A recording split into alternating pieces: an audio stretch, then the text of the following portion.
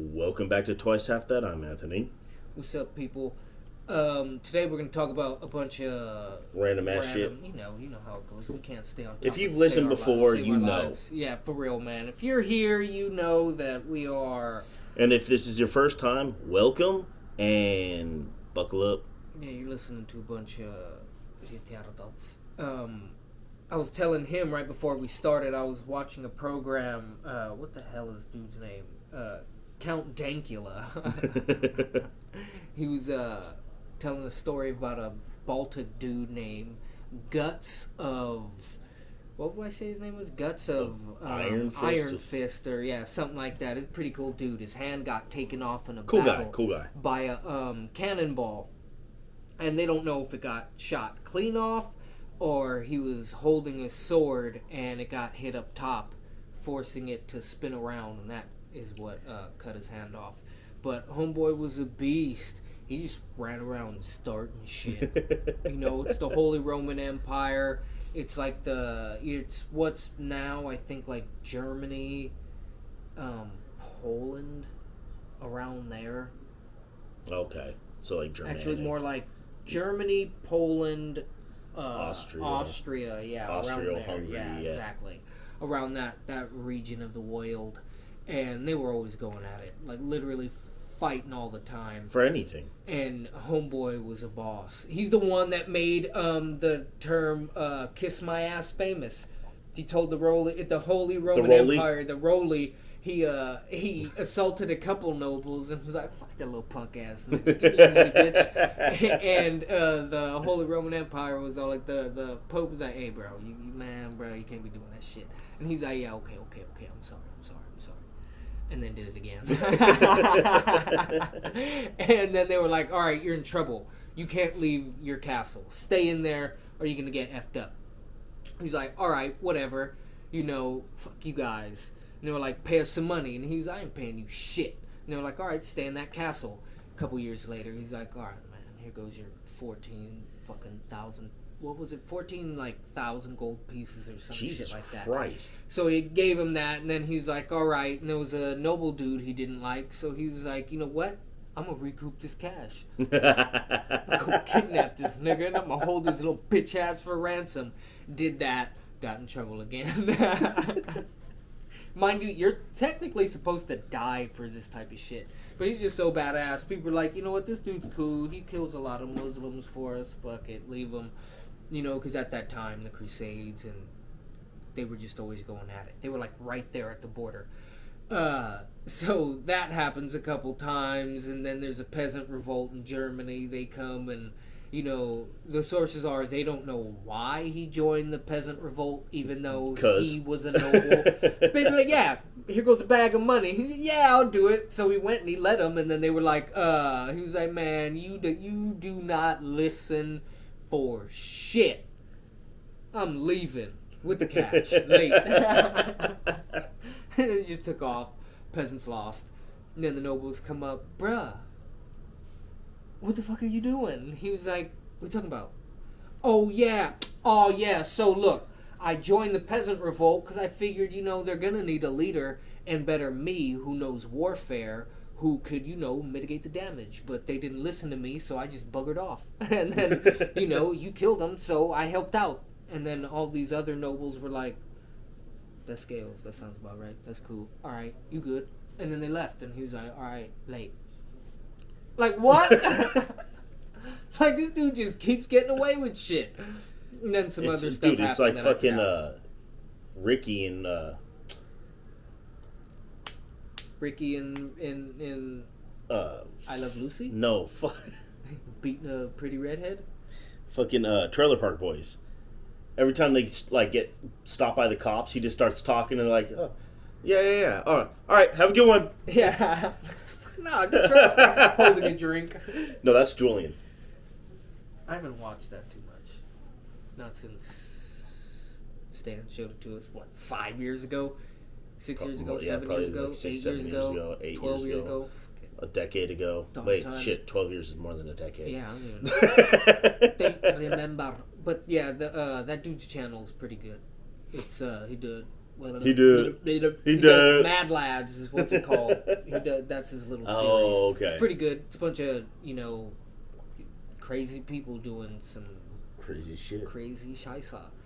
And it's a pretty good channel. One of the other things I wanted to talk about was I forget the player's name, but some journeyman basketball player. Oh, Mike James. Yeah, Mike James.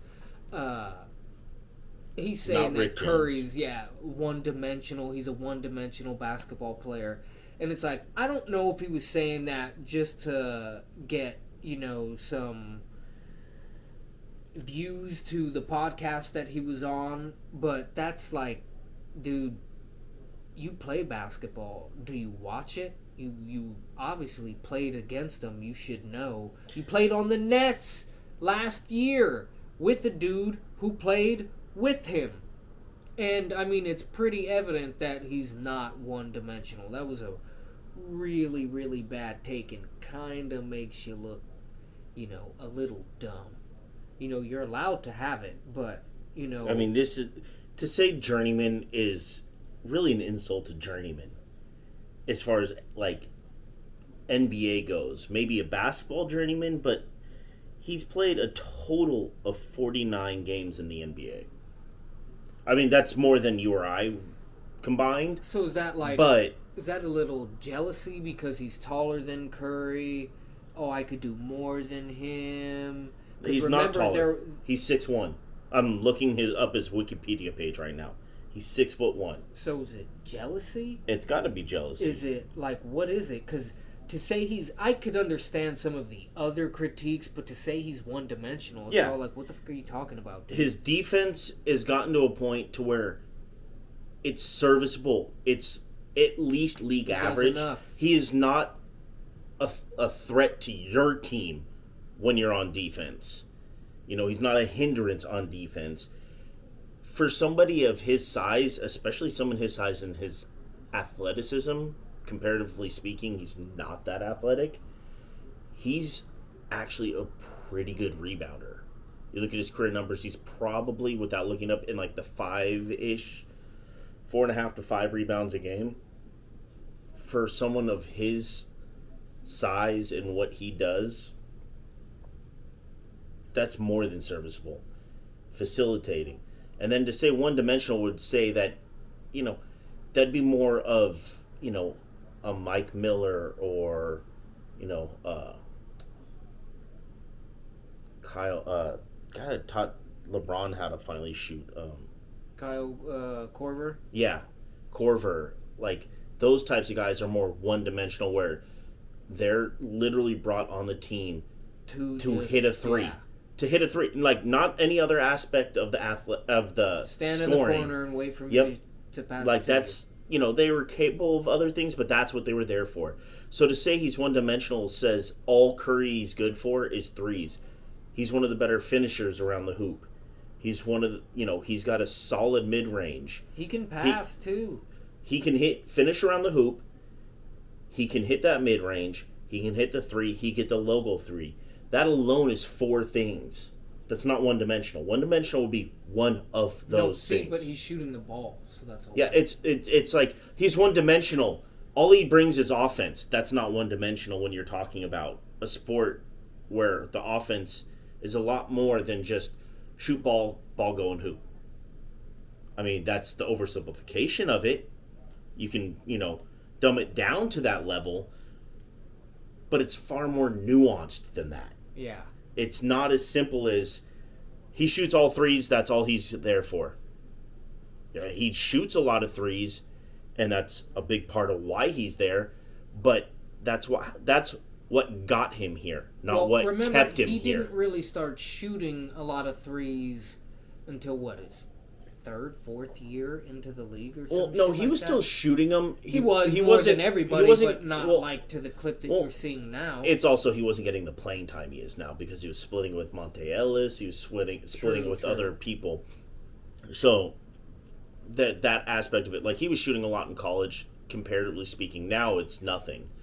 Now partly because of him, people are putting up 6-7 threes a game, where before like the standard was like 4.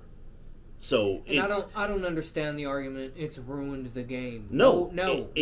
It's actually furthered the game. No. It opened up the game to a whole nother group that wouldn't have been allowed to play or wouldn't have been sought after to play prior to this. And when it's not there, that's when you move away from it. And that's where coaching youth comes in. Man. Because now all the kids want to go out and shoot like Curry.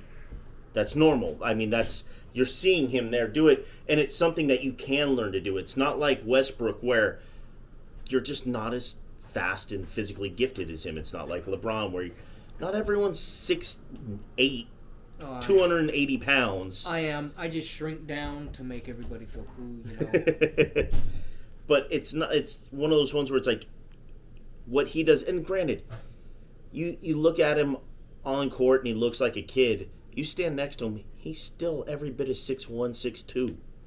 And he's built himself into where he's no longer like 150 pounds. He's closer to 2 bills built. And the argument always was a little guy can't win. How do you win as a small dude and be one-dimensional? And on a lateral tangent, well, I'm kind of done with that. Can't go too far with that one. But they're over there, I forgot, it was, I want to say Gilbert Arenas, and I'm not sure who else is on the podcast, but they were talking about, the importance of chasing a ring and how you shouldn't, how basketball players are all, you shouldn't, and NBA players are like, you shouldn't buy into that. And I'm like, you know what, that makes me all the more agree with LeBron kicking people off of the team. Yeah. Because it's like, nah, I'm not here to just collect a fucking check. And that's honestly what it seems like, and I've heard several OG basketball players say this, and several contemporary basketball players say, a lot of dudes in the league are just collecting a check. Which is largely to be fair, why I think that's the case in a lot of professional sports, not just basketball. Yeah, it's happening in a lot of different sports, and it's annoying. The only sport that it should truly be allowed in is baseball. That's the only sport that it should be allowed in, because it's literally when the ball is hit, it's you. Unless I'm running towards him and we're gonna collide, then one of us is gonna call the other one off. And when you're both coming towards the ball, you can tell, all right, he's probably got a better play on it. Or I am closer, but he can still make the play, and his momentum will put him in line with making the throw. That is as much teamwork as you're going to get beyond, pitcher and catcher. So that one fits. Football, a big problem with football is a lot of the rules are engineered to make sure that the fucking quarterback is the most important player, on the squad, which I disagree with. You can use running backs a lot more intelligently. You can use quarterbacks a lot more efficiently. It's only the most important because they keep scheming around it being a very, regimented, very rigid way of doing shit. If the Niners right now have the perfect opportunity to keep Jimmy, don't trade for him, and you platoon both him and Trey. Trey's fast. We know he's got a good arm. How accurate he is, it's yet to be seen. Or in the games that we did see, it was a little shaky. Jimmy doesn't have that problem. Or we're pretty much, the coach is pretty good. I mean, he's kind of good at the running game. Keep that going. Don't go from it. And now you can disguise what you're doing by having that they're not really going to have Jimmy throw downfield. The year that we went to the Super Bowl, I think we were tops in our plays 20 yards downfield. We were it was tops. Sorry about that, guys. He can do it. He just because you F up in one high pressure, how do I say it? Highly viewed game and moment, that can mess somebody up. And Jimmy is one. He's a gamer, man. Sometimes it works against him, just like it worked against Favre. Yeah. And if you... I mean, that's the perfect... Favre and Elway are like the two perfect examples of that. And the Niners are falling into a situation like they had, like I said, what we should have did with Kaepernick. He had the talent. He was just a moron who didn't know that, hey, maybe if I threw it to the receiver, he could catch it, and maybe if I take a little off, since he's like, I don't know, half an inch from me, he could catch it. No, bullet! He had one speed. Bullet behind you. There were a bullet few in front issues of you. with... Bullet in the air. Oh, I'm sorry, Verdon Davis, you got a concussion. My bad, bro. There were a few issues that Cap had. None of them were physical as far as athleticism goes. Not really watching film is one. Not watching film, and an inability to adapt to different, like, changing situations. He did, like, outside of when he would adapt from pass to run, that's about it. But, like, when the defense showed him something different, and part of that goes back to the film, because if you've seen it dozens upon dozens of times, it's a little easier. You're going to be able to run through all the scenarios already instead of trying to learn on the fly while you're out there.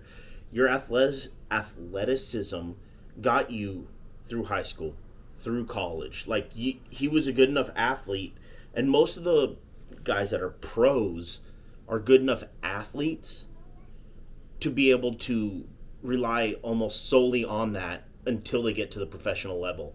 But when you have someone who matches your athleticism, or just under, but they're smarter than you, then that's done. Richard Sherman. You're done. That's Sherman. Yeah, and how many times was he'd tell him, I'm watching you. I could see you. I'm watching you. You're giving having it away. Watched the last couple of years of his career with the Niners, where, he was never a burner, but he wasn't as slow as they kind of made it out to be. He was in that, like, 4.5, 4.6 range. So he's not a burner, but he's not slow. But by the end of his career, most of that was sapped, and that's part of what ended up getting him, is he just didn't have the athletic ability. What are you talking about? Sherm. But watching him the last couple years, he was running the routes better than the receiver that he was covering oftentimes. Now, he would still get beat because he couldn't keep up from a foot speed standpoint. That's why certain receivers would give him so much trouble, especially that last year. But going towards what you're talking about, and what we were talking about with the preparation is... H? Yeah. Preparations A through G were a complete failure. Is you can be above average athletically, but work your ass off and make it professionally.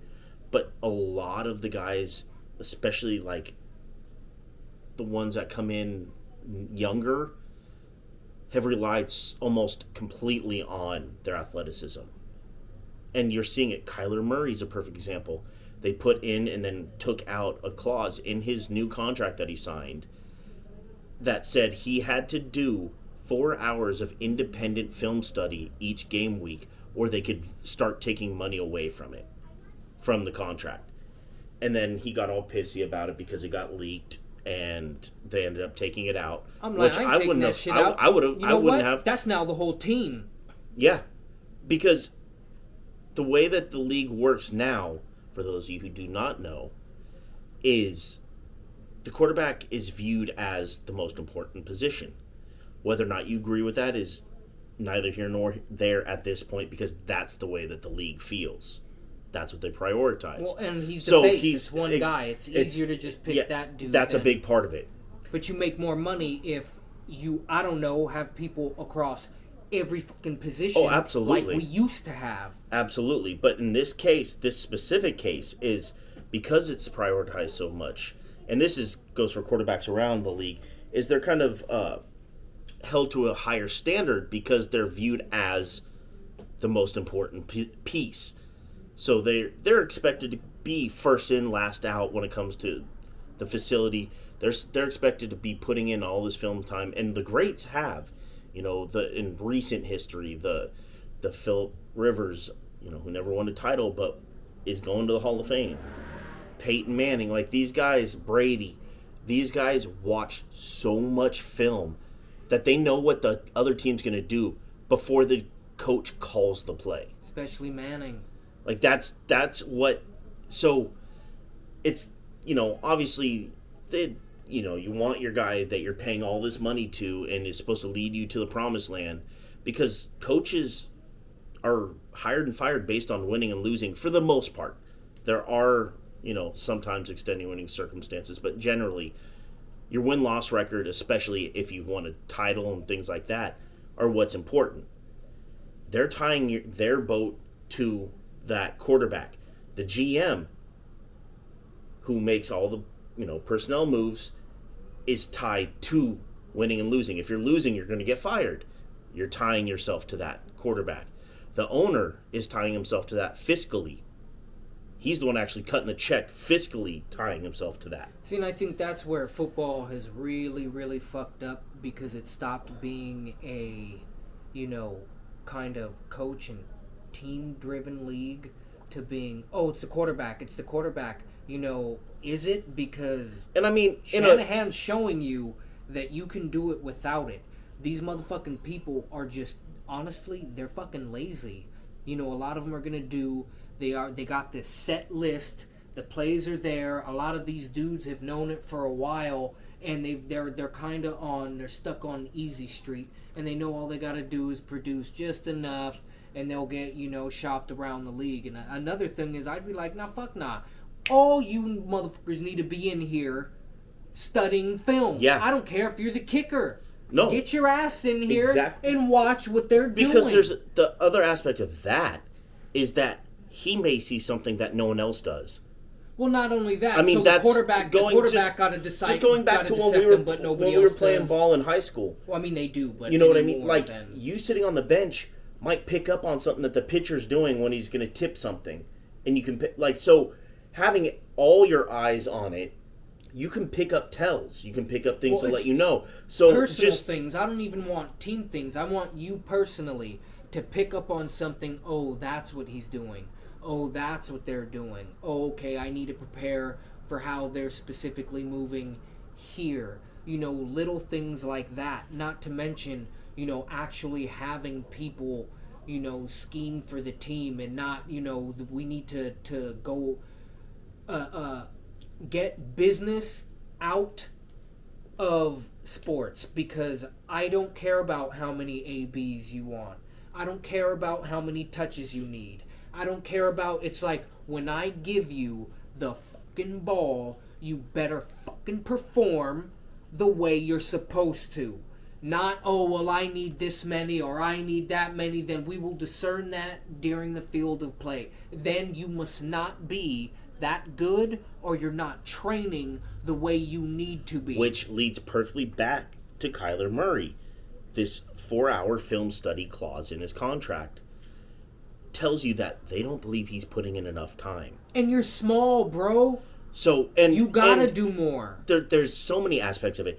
You are small, for the position. Your average height, small for a human being. You're an average height for an American. For a man. Yeah, you are well below average in the NFL, especially at that position. He's like what, 6'2"? The average, 6'1", 6'2". Yeah, he's not. He's listed at 5'10". He's probably 5'7", 5'8". Damn. So listed at my height, probably your height. Yeah. Yeah, that's crazy. So, I mean, there's that aspect. And then there's this ingrained, stupid perception that a black quarterback can't succeed. So he has that too. You're fighting so many stereotypes and so many... you're trying to break the mold. You're trying to show that a black quarterback can win, which it's already been shown. It's happened a few times. A short quarterback can succeed. All these things that have been fuel for your doubters, you're trying to break that. You're trying to show them. Well, and like Shannon Sharpe said, you're the only quarterback that this clause has had to be used on. The only one. No other black quarterback has had that. You are the only Patrick one. Mahomes, so what who does signed that say? the contract. Backup quarterbacks didn't have Yeah. that. So it's all like, dude. Well, and then they take out the amendum, and it's no longer in there. So it's, now it's just a talking point. It's not even an actual thing. I would have kept it in there. Like, I'm paying you a lot. But I was reading. I saw something, a little snippet that said that they don't feel like he's part of the reason it's in there is they don't believe he's watching film, and their basis of that is that they would send him home. I'm assuming this was last season with DVDs or film of blitz packages or whatever, but it'd be blank.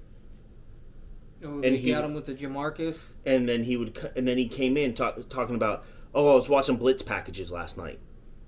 Like, I mean, maybe he was on his own. That wasn't that DVD or whatever they gave him, but chances are, if you're throwing down like that, that's alarming, and it shows. Part of the reason I believe you aren't watching film, or he isn't watching film, is just watching the way that their seasons played out the last 2 years. They start out strong, which is normal because you've already worked through all this stuff through. The other team's learning you.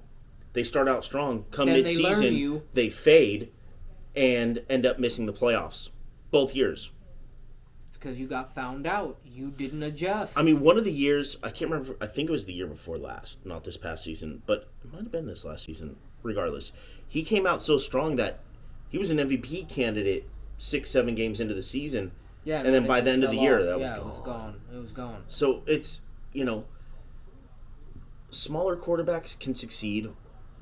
Black quarterbacks can succeed. In recent years, we've had them succeed. I mean, Pat Mahomes won a Super Bowl that he shouldn't have. We got robbed because Vic had to spend, 2 years in prison behind some shit he didn't even know about? Dude, I would have beat the shit out of my cousins. No, hold on. I just thought of this. So some dude could sexually assault 60 women.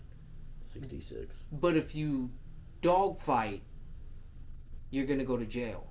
So, women being sexually assaulted is less important than dogfighting. I love dogs. It's very wrong. But this is not to say that the dogfighting wasn't wrong. That is, and again, he just owned the property. By all accounts, he wasn't there. Yeah, and a lot of poor people, this is kind of the problem when you're poor and you make it rich, you kind of do become very generous, and sometimes homes in the South are very fucking cheap. So there you go, there goes the land, and his cousin's a dirtbag for not just taking the full fucking blame. What are you paying for? Oh, he had no idea. This was all me. I'm taking the blame 100%. You would have had money on your books forever. Yep. Like, that's what that disloyalty. And again, that kind of comes back to teamwork. And that's even worse. That's even worse than disloyalty. Like, that is disloyalty to the highest team because not only is he family, he's your benefactor, and he, it's just it's dumbassery. It really, really is. But again, teams need to work the way they're supposed to. If the offensive coordinator sends you some shit, that's because he wants you to specifically look at that. I don't want you to go look at what you want to look at. My job is to prepare you and to get you, ready for what I fucking decided. Not what the fuck you decide. And that's a big problem, especially in sports, and you're seeing it. And that's why, honestly, why KD doesn't really have success outside the Warriors, and why Westbrook doesn't have success outside, the year. The 1 year that they went I'll give them that deep playoff run. I'll give you that. They went to the finals one time. It fell apart. Yeah. It fell apart. And that's why, because you guys play iso ball. Play iso ball, what does it get you? What does it get you? It has a team ball. Hold up, when you play team ball, what happens? Both teams that went to the finals play what? Oh, team ball. How did Durant, and I'm not putting this on Kev, because you were injured. You came back 12 games or some odd about that before, the playoffs, so you were still trying to recoup from that, and you were tired from essentially having to do it all by yourself. No, he came back in the playoffs. So, and then, why would you still want to be boys with, or want to work with Kyrie? He is legit unreliable. Oh, did you see today he doubled down on, or reiterated, I shouldn't say doubled down, reiterated his trade request. He hasn't rescinded it. He basically told the owner, the governor. The owner. I tell him, you see, and this is where... he told him it's, I can't remember their GM's name. It's the GM and Nash or me. Yeah, I seen that. Kevin said that. And if I'm the owner, I'm going to tell Kev this. You signed a 4-year contract. You're going to work until I say you leave. No one held a gun to your head. Nobody made you come in Hey, with your buddy. don't show up. Don't show up. You're not getting paid. I'm going to sue you. No, fuck that. I'm going to sue you. Yeah. I'm not only are you not going to get paid, but I'm going to fucking sue you. Because that's bullshit. And this is a big problem. That's a breach of contract. And this is why I don't like the NBA. This is why every time I kind of get into it, one of the things they need to do, is because it's happened numerous times in the last 5 years where a player signs a massive extension with the team and then within a year and a half demands a trade. I want to go. So you know what? You sign a 4-year deal. You can't even talk about trade until you've gone through 2 years of it. Yeah, minimum. No. You have to finish at least half of your contract before you can even sniff a trade.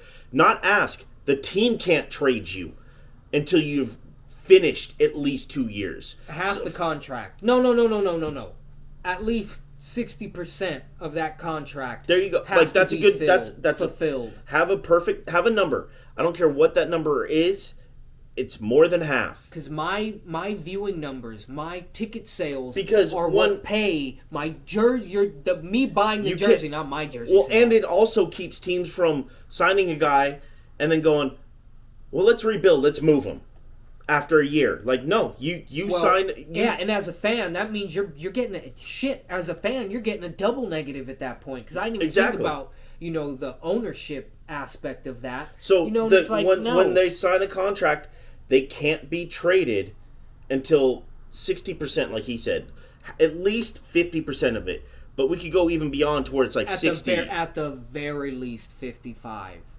At the very least 55. Completed before you can even attempt to trade them. Playing. Forget them requesting a trade. You can't actually trade them until that point. That'll eliminate... So you sign that extension, then make good. If I'm a Nets fan, I'm hot. Oh, dude, I'm like, what?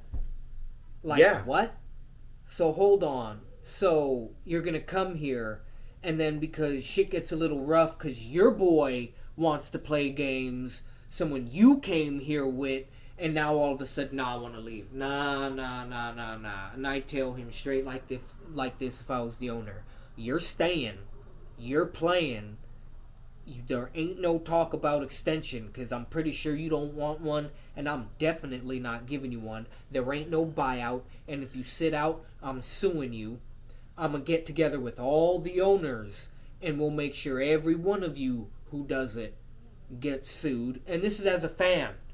I'm talking as a fan because it's bullshit. You get that. And then you get, especially with KD, I like him as a player. As a person, it's like I don't think you're fully developed upstairs to understand that, and I don't mean this as an insult or as a slight towards you. You've been basketball focused, and now that you got a lot of money, you're business focused.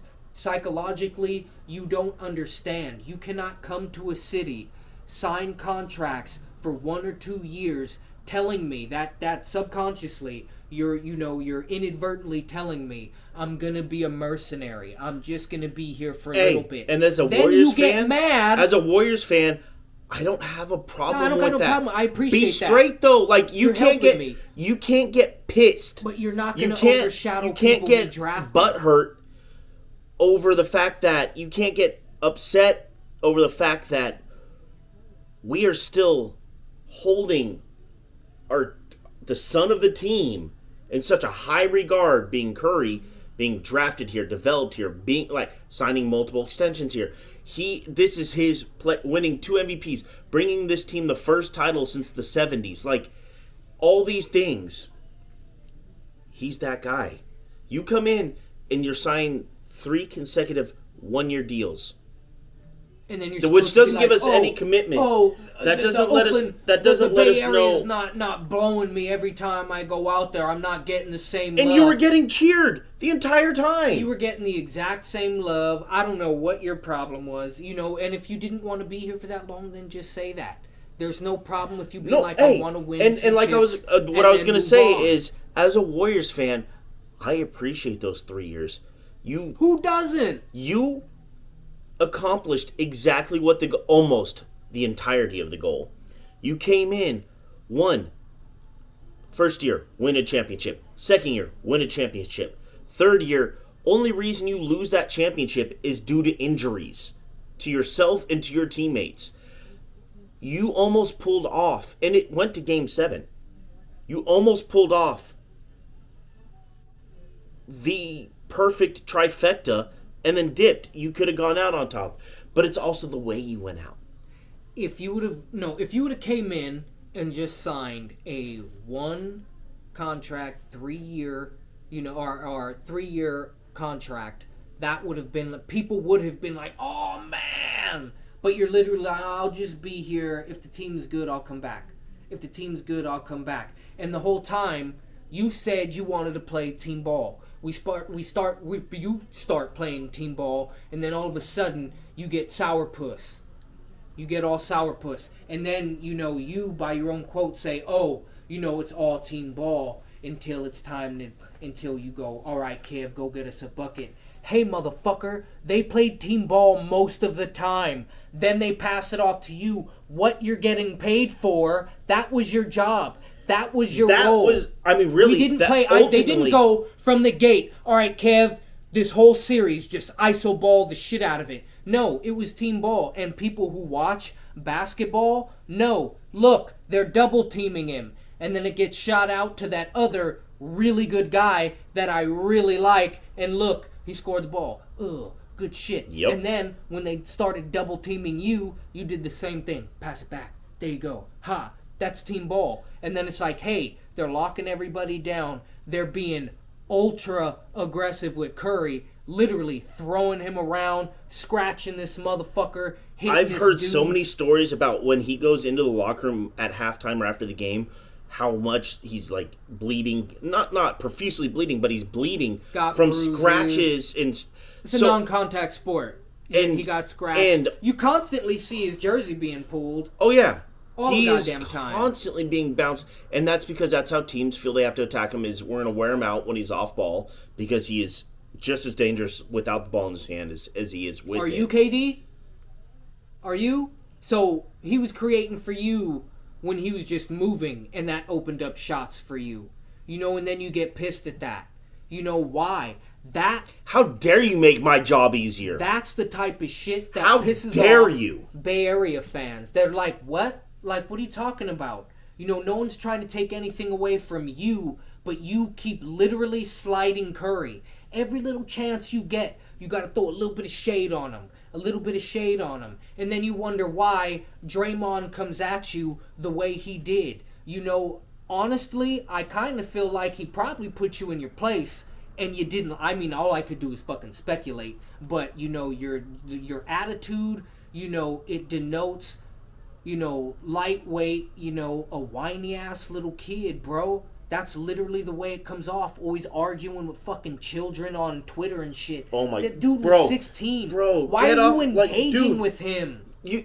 Get off of social media. If you want to have a social media presence, have a person that runs your social media accounts. You personally, if you have a personal account, it is literally only you and fellow NBA peers. That's it. Like, you don't have it open to the public.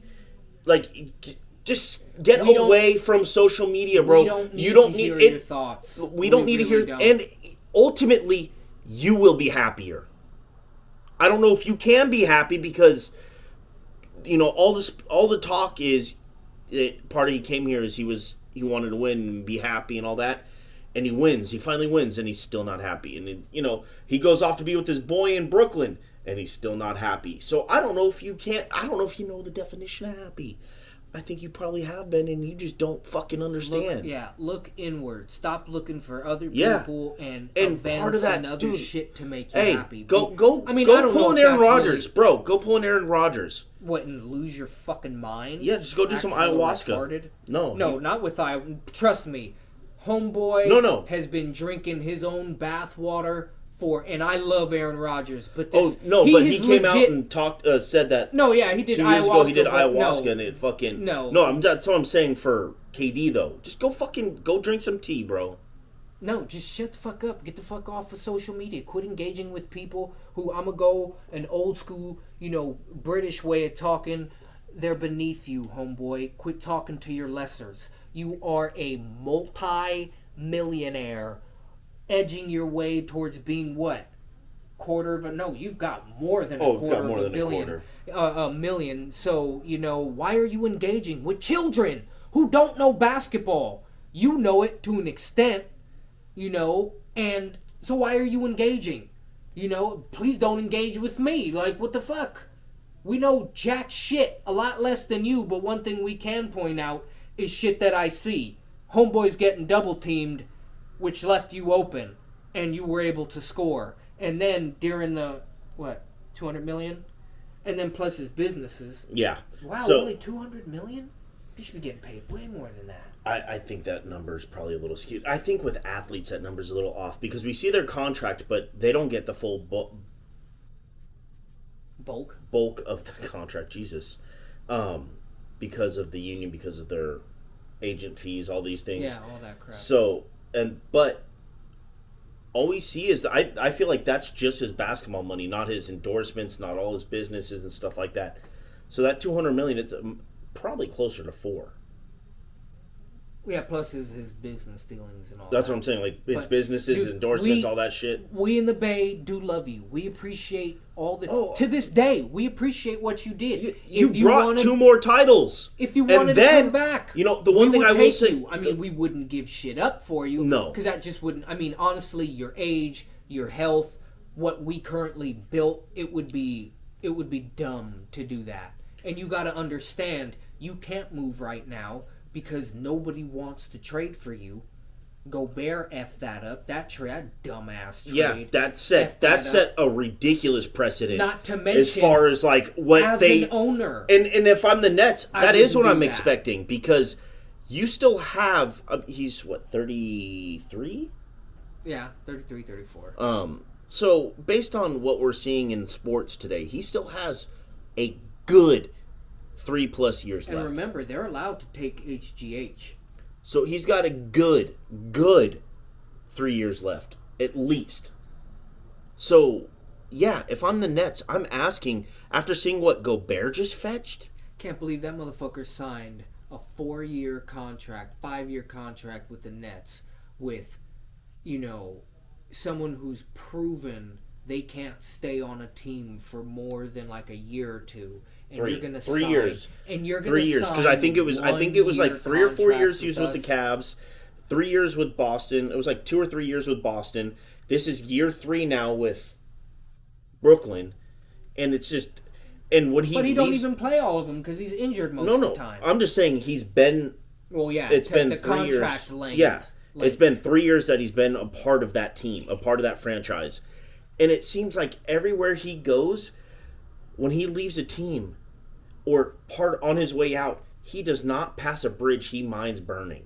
Man, I don't think just he doesn't know how not to burn them. Just look at the way that Boston views him. And granted, Boston's got a little bit of a history with race and things like that. What? What makes you say that?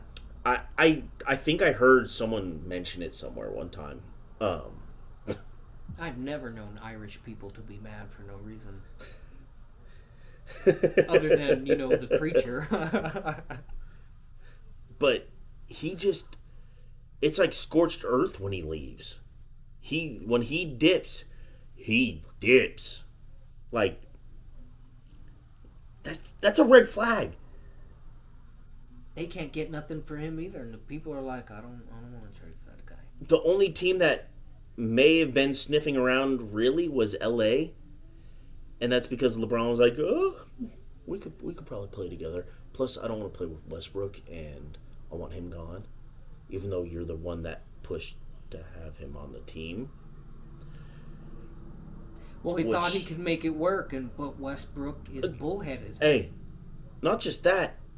You have two guys whose skill set is completely predicated on them controlling the ball the majority of the time. They are ball-dominant players. They can't play off ball. That's why Steph and Clay work so well together, because they can both play off. And then you add in Dre, because they can both play off ball. All operate together. But LeBron needs the ball in his hands. He could Westbrook rotate. Westbrook can only play with his ball in his hands, which is why he should come off the fucking bench. Run the quote unquote second unit. It's a union of the second unit, and that's what you do. It's like, no, hey, moron, quit thinking you're a starter and he's a bench player. No, that's the first wave. This is the second wave. In basketball, just like in hockey, just like in football, the whole starter bench concept is kind of really stupid. Football because needs to go out of the gut, because you can just sub in motherfuckers left and right again and again and again and again. You can just keep subbing them. That's what Shanahan should be doing with Garoppolo. In basketball, you do need a stoppage of play, whether it's an out of bounds play, whether it's a foul, whatever. That's easy. But yeah, exactly, or a timeout. But you can sub players freely, and it's not like soccer where you get like 3 subs for the game and that's it. Once you've subbed out 3 people, you're done. Yeah, nobody cares about that shit. So sport.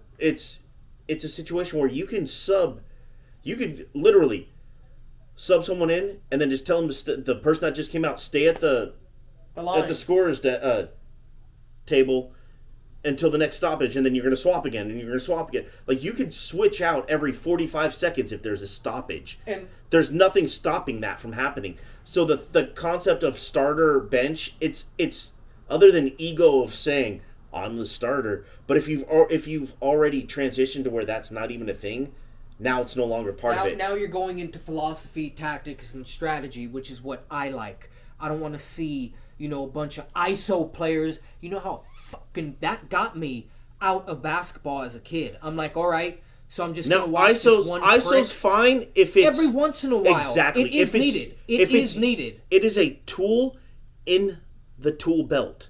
Utilize it's a change-up. You gotta think. And it's because it's perfect pitching. It's perfect in a situation like in that Toronto Warriors finals where they were boxing one in Curry, which means there's 4 people surrounding him and then one guy fucking wandering.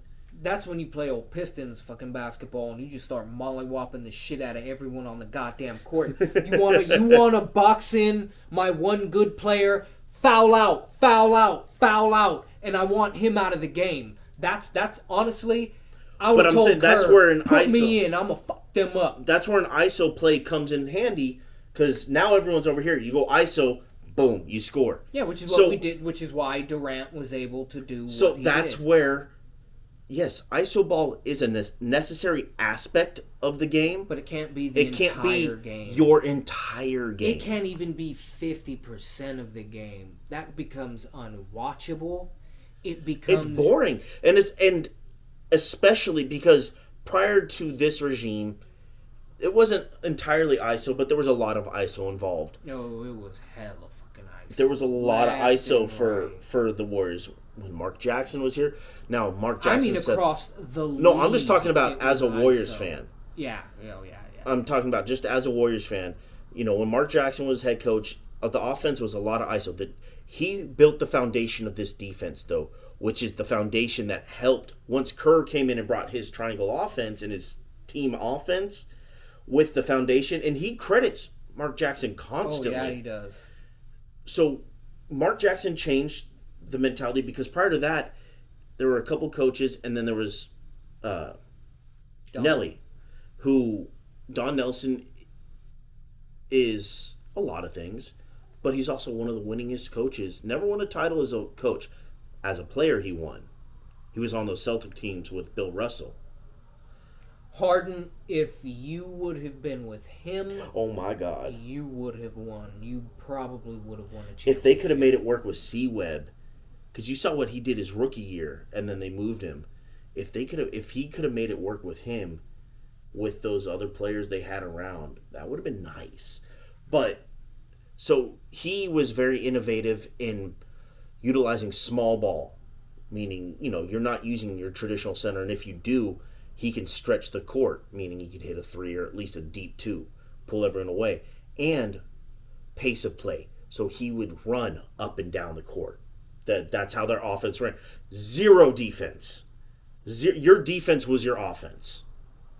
So you go from that, which, hey, Nelly was the one that got us to the playoffs the last 2 appearances prior to Jackson. I'm sorry. We believe, and the 90s. So the last 2 playoff runs before Mark Jackson were thanks to Don Nelson, and he did help innovate basketball from an offensive standpoint. Mike D'Antoni runs a similar offense, so it's absolutely there. There's zero defense played. So you went from that to, I can't remember who came in after Nelly. Person. But there's a reason I can't remember. Honestly, it was Phil Jackson. Might have been Keith Smart, but no, whatever. Phil Jackson. It was Dusty Baker. It was Dusty Rhodes. Fuck yeah. Now listen here. That's, you heard him behind the curtain, like, I would whoop that dude. That's a big ass motherfucker. That nigga's like 3'20". Dude, it's like Mike Tyson. Yeah. You hear him talk and you're like, oh, and apparently Rhodes is he was deceptive. He's slow, and then he just grab you, and you're like, oh crap, he's a lot faster than I thought, and a lot stronger. But yeah, you move towards. But yeah, so you go from that, you're moving, and now you end up with Mark Jackson. Now it's all defense. No, your offense is entirely ISO. There is no offense other than ball in one player's hands. Maybe there's 2 passes. Make it happen. Maybe there's 2 passes on a possession, and then dump it out. And then, that runs its course. He takes us to the first playoffs since we believe in 2007. So, and then the next year misses the playoffs with a better record. Oh, yeah, that sucked. They won like 45 games, made the playoffs, won. And then we won like 50. No, it was like 47 or 48, I think. And then didn't make the playoffs. No, wasn't there a year that we were like 55? Someone was like, one other team was like 1 fucking win above us. And it was like, sorry, you're 9th. Get your ass out of here. And then, for whatever reason, I can make some assumptions. Mark Jackson was let go, and Steve Kerr was brought in. Sexism.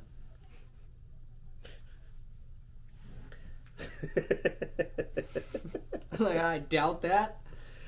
But and I think, hearing some of the stories about him, he has a strong personality. May have just been some disagreements and felt it was time to go in a different direction. And after a couple of years, you can see where the team's at and see, okay, well, we're this team, but we don't think we can win with that mentality. Well, see, and he's an old school player who's used to playing with old school coaches. Shut the fuck up and do as I say. And you got a lot of young dudes who are like, man, I know how to play ball. I know how to say, shut the fuck up and do what the coach says. Operate in that system, then you could do. I think part of the flags that was put up with him was management sat there and watched his coaching staff, and he was a first-time head coach, and all he brought in were guys with like very little experience.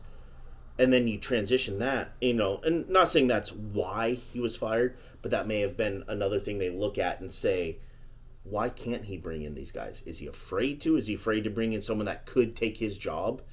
And that's very possible. Then you fast forward to Steve Kerr, and you look at his coaching staff, and it's almost all long-time NBA coaches, former head coach, former lead assistant. He had guys. He had Alvin Gentry as his first assistant head coach in his first year, who as soon as that season was over, as soon as they won the title, went and became a head coach. That's what you want. That's So, what helps your and he team was a win. former head coach. It's not like Gentry was like, okay, he came here and after a year with Kerr, they're like, oh, he's head coach. No, he had been a head coach before. So he had no problem, and he still has no problem.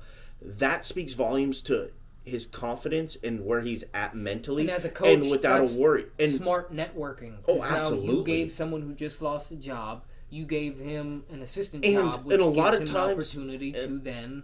And a lot of times, these guys, before they're head coaches, they're coaches of a specific thing. Whether it's, Ron Adams. Ron Adams was never a head coach. I don't think he ever desired to be.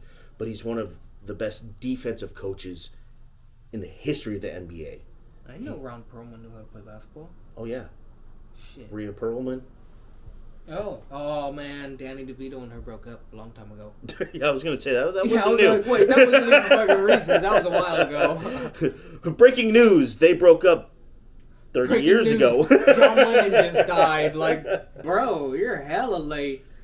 Breaking news. Jimi Hendrix just drowned in his own vomit. Oh yeah, it wasn't murdered. Like I'm listening to that Scottish dude, and it's hella funny because when you hear certain words with R's, you're all like, I don't think that's right. So I'm like, no, motherfucker's Scottish. Murder. So I fucking love that accent. I can't say burglar in that accent though. Burglar. It's hella hard. I love the Scots. Oh, fuck. They're fucking Now I want to watch psychotic. Highlander. The movie and the series. Yeah, or Braveheart. I'll squash him like a warum. He was like, a warum? What the fuck is a warum? Oh, a worm. I was hella rolling. What the hell's a worm? Oh, it's a worm. But if you were to... But yeah, like... Well, I was about to go on Niners. Go finish what you were saying. But it just... This whole tangent started with me talking about, or wanting to talk about the fact that as a Warriors fan, I do feel a little spoiled when it comes to ISO versus team because they play picture perfect team ball, but they also have guys who can go ISO and take you off the dribble. And it's great. It's the perfect combination. And they pride themselves on each possession having like close to, if not double digit passes. So do you think that is a reason why, Kawhi coming from essentially the same system, then, going and doing some Merc work up in Toronto where all he had to do was, plug and play and, pretend he was injured and only could do a couple games. All that fit within his style. Then he gets to LA and it's convenient. Oh, my leg hurts. All these built-in fucking excuses. Honestly, I think that guy doesn't really want to play. No, I think he's in the same boat as Ben Simmons. I think he got the MVP, Finals MVP, and then he seen all that. Pop wanted to hand him the reins, and like he actually had to work. He didn't want to do that. I think he's kind of in a similar situation as Simmons. They've played basketball their whole life because of their size, their athleticism, all that. Because that's what they're supposed to do. And they're done. He seems done. He Yeah. seems like he doesn't really give a shit about And basketball. it was a way out. It was a way to make some real money. Oh shit! I gotta stay. I'm over here like this, like damn near out of camera. It's like, dude, what are you doing? Get your I ass don't in know the what center, to do with my hands. right? But It's like you said that, and like the image came in. I was like, him doing that at an orgy. I don't know what to do.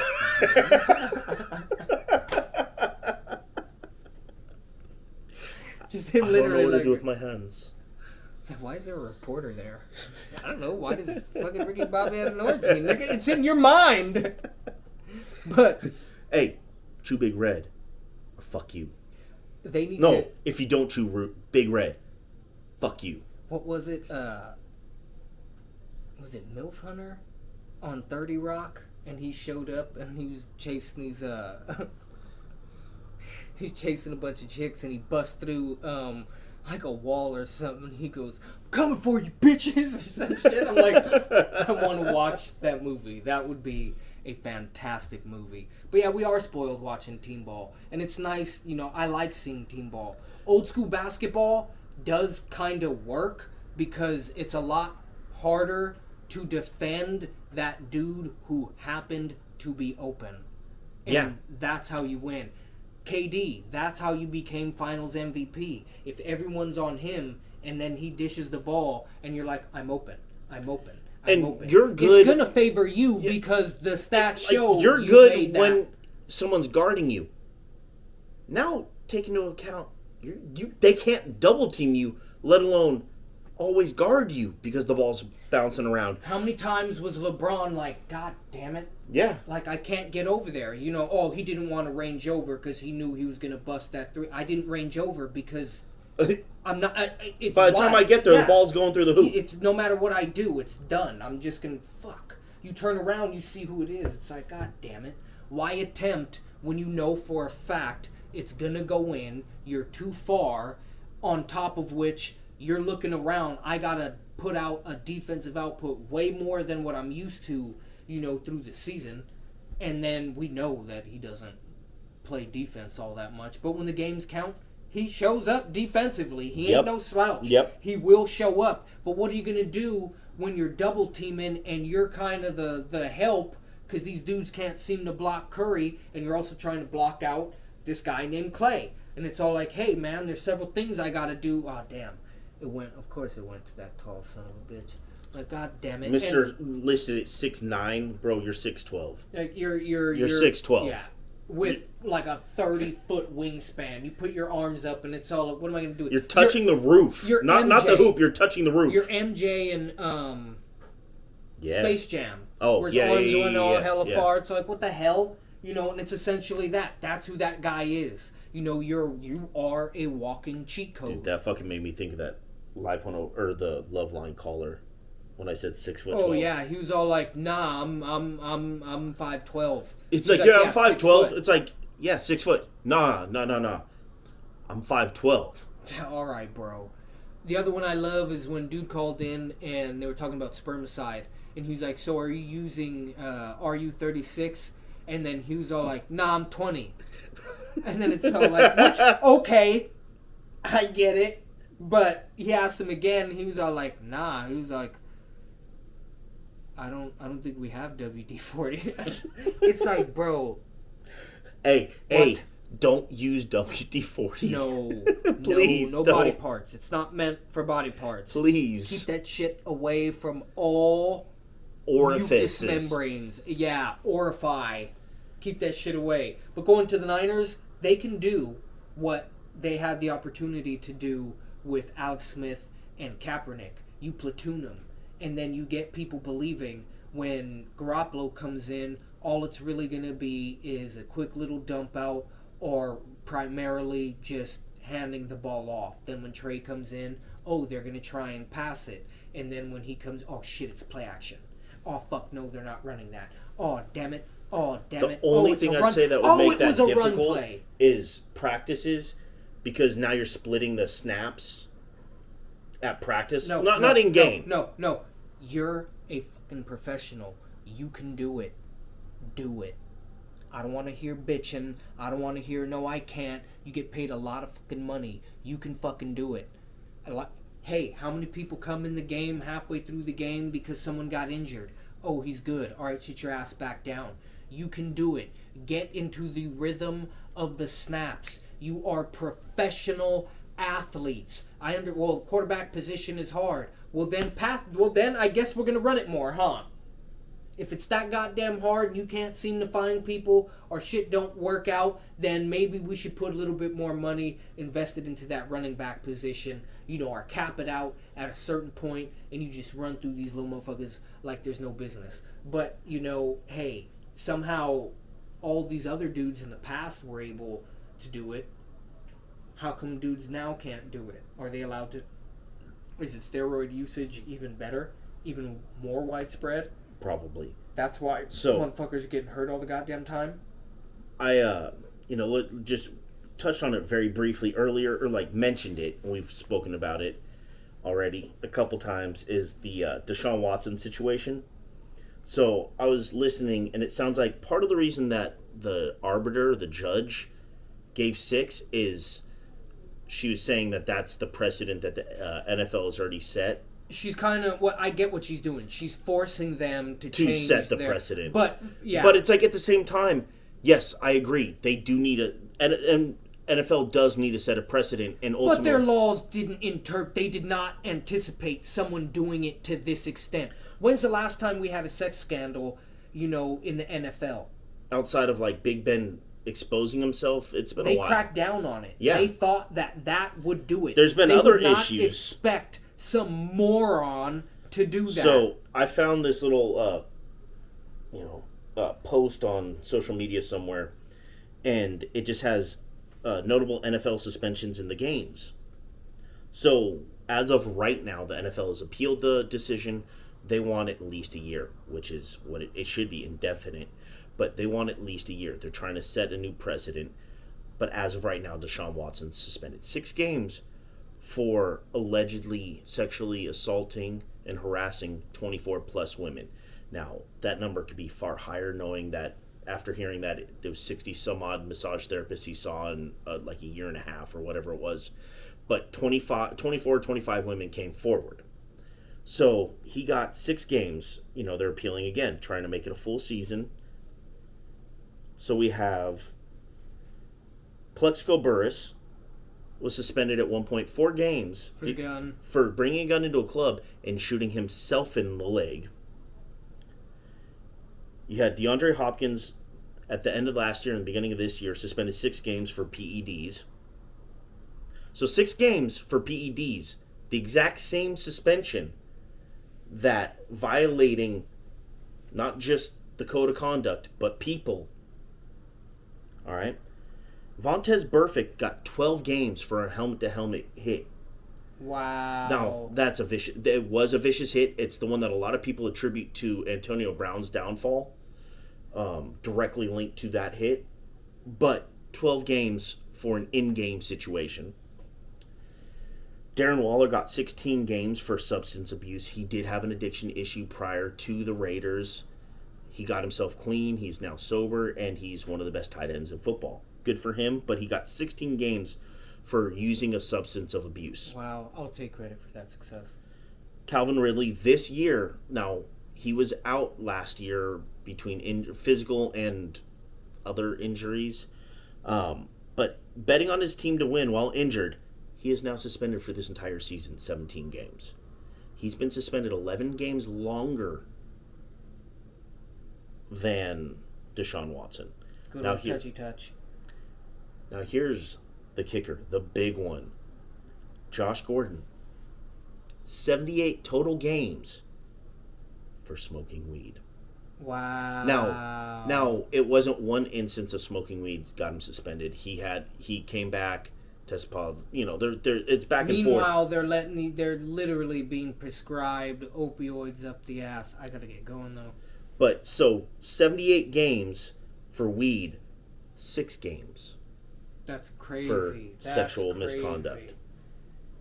Yeah, Goodell, go after a year. It needs a year, minimum year. And what it needs to be, is what Gordon's was initially, where it was indefinitely.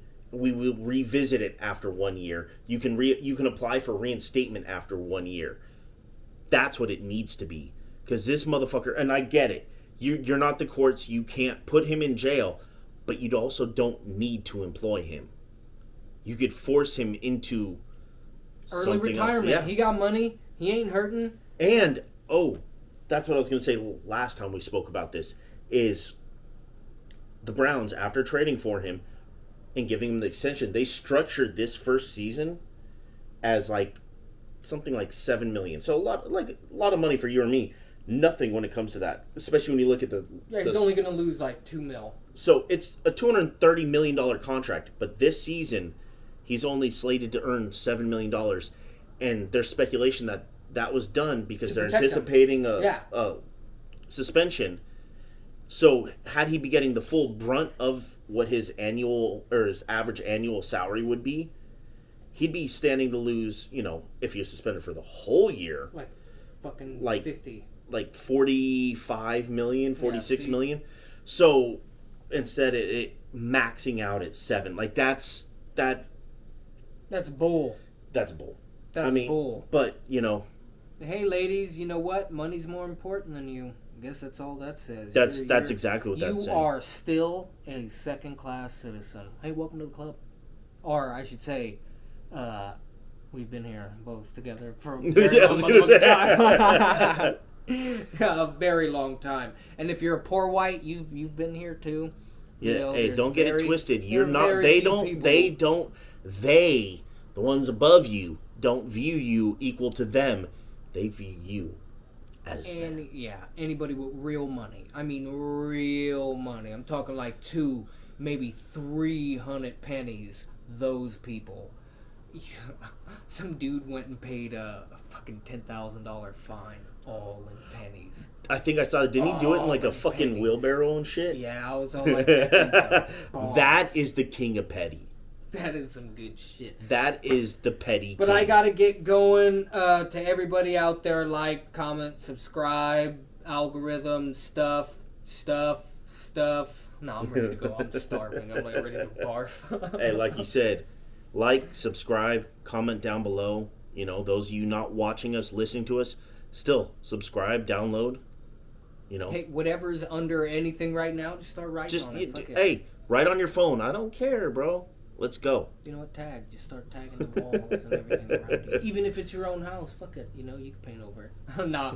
All right, everybody. Deuces Wild. Jacks or something. I forget how it goes. Came out with a little oomph and food is needed. All right, y'all. Catch you next week.